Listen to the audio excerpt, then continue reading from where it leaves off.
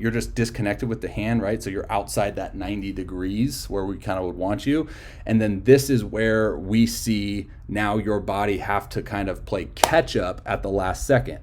Okay, so you would mention front side fly out. In my perception, it's not necessarily front side fly out.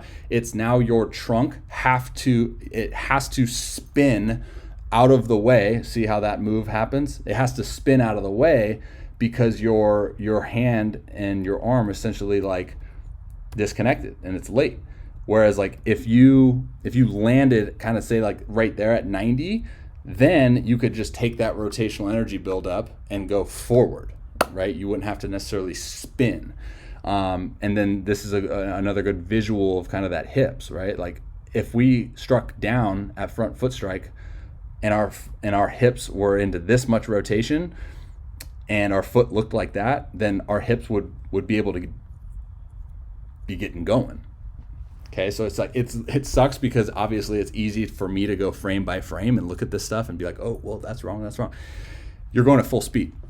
Now, my goal is, given the fact that, all right, before I touch on that, last thing.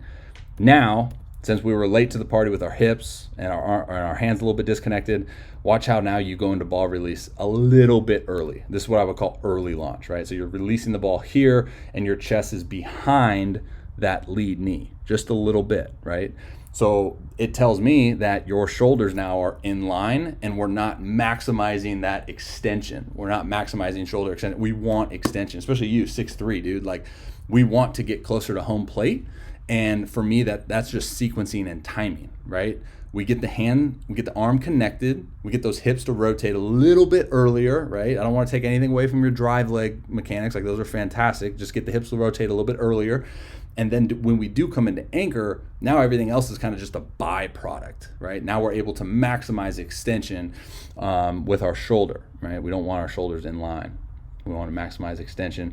We want to release the ball out front, in front of that lead knee.